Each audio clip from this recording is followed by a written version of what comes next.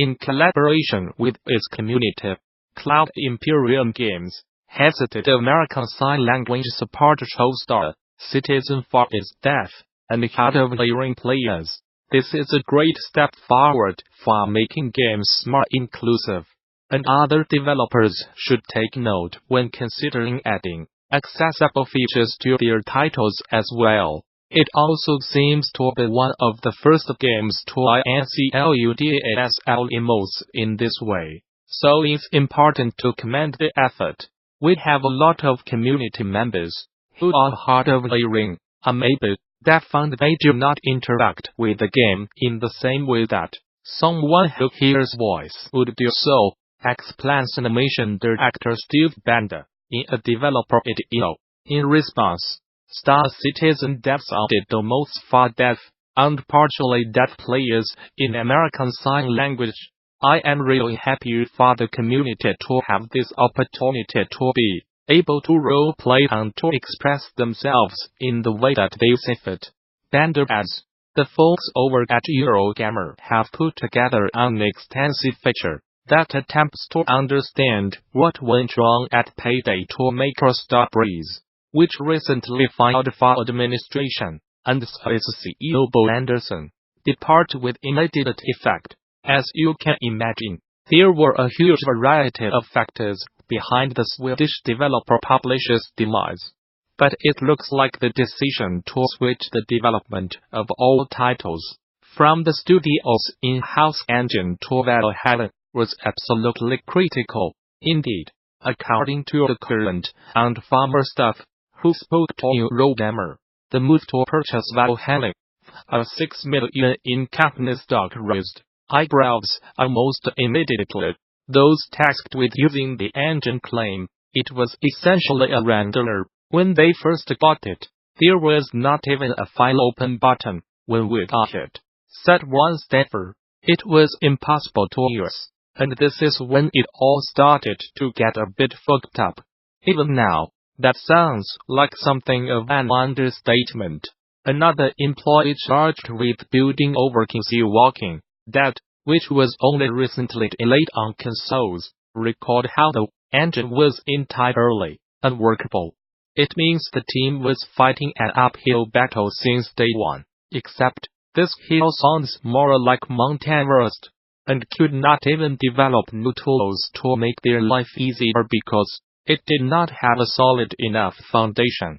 In most cases it was like the engine was fighting against you. It was taking too long to develop to a decent level of usability, recalls another team member.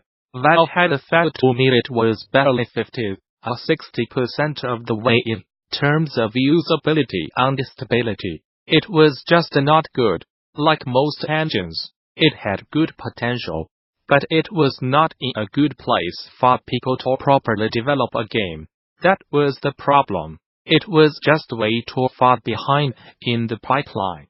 After 2 years of production with Valhalla, Star Breeze announced The Walking Dead would be shifting over to Unreal. It was a huge blow for the team, who'd been calling for the switch from day one, and were now faced with canning a huge amount of work. All in all, it's a morbidly fascinating tidbit that only tells a small part of the whole story. If you want to hear more, be sure to check out Eurogama's full write-up. The results are out for Apple's first fiscal quarter of this year, and it looks like a steep drop in iPhone sales, caused the company to miss its earnings targets, though its stock value still rose in after-hours trading. Over the holidays, during the 3 months ending December 29, Apple reported earning nearly $20 billion in profits on $84.3 billion in revenue, which seems like a good haul, but is yet a bit less than the record-setting $88.3 billion in revenue it generated during the same period last year. While the company saw earnings in almost every sales category go up year-over-year, a big drop in iPhone sales brought the company's bottom line down. Apple reported $51.9 billion in sales of iPhones during the quarter, nearly $10 billion less than the $61.1 billion iPhones brought in during the same quarter a year prior.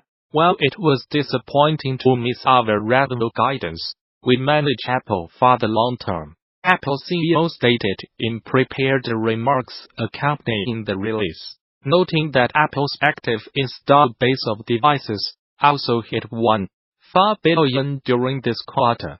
Apple is now projecting it will earn between $55 and $59 billion in revenue during the current quarter, which ends in March. Zach Barth announced the creation of a KICKSTARTFCAMPAGNEALIER today to help fund a book filled with design documents from all of Zachtronics games, as well as unreleased titles, titled Zach-like. This collection could be a neat opportunity for fellow developers interested in learning about the behind-the-scenes for multiple games, including Shenzhen 901 Xpunks, according to the Kickstarter campaign, which has already exceeded its $5,000 goal. The book does not contain much narrative history or any theories of game design, but should be thought of as a record of the Zachtronics design process in action. The 400-page book is also estimated to contain 90% pictures and 10% text, as explained in the campaign. After everyone who backs the project receives a physical copy of the book, Barth intends to release a PDF for free at some point as well. Interested developers can check out the Kickstarter for Zach-like here. Blue Point Games has a reputation for technical excellence. One built on shipping everything from VR Collective and told us, your schedule of the Colossus remake. And at the 2019 Game Developers Conference you will get an inside look at how the studio shapes its remarkable collections and remakes. As part of DD 2019 X programming track of talks, Blue Point Games Technical Director Peter Dalton will provide an overview of the studio's technical pipeline in Beyond the Remake of Shadow of the Colossus, a technical perspective, using lots of examples from Blue Point's own projects. Dalton will share strategies for building flexible systems that make it easier to support the unique problems each game presents. He will also present kit insight into the major AAA titles undergo a remake, with their night words guiding and inspiring fellow devs to push the technical limits of their own work. Do not miss it. Further details on these talks and many more are available now on THEGDC 2019 session scheduler. There you can begin to lay out your GD 2019, which takes place March 18th through the 22nd at the newly renovated Moscone Center in San Francisco. Bring your team to GD, register a group of 10 or more and save 10% on conference passes. Learn more. For more details on GDC 2019 visit the show's official website, or subscribe to regular updates via Facebook, Twitter, OS. Gamasutra and GD are sibling organizations under parent company Informa. It looks as though tabletop games dominated Kickstarter in 2018 while successfully funded video game campaigns have declined. These figures might be useful for developers looking to take their projects to the platform in the future, as they might provide some perspective on what types of games have been succeeding.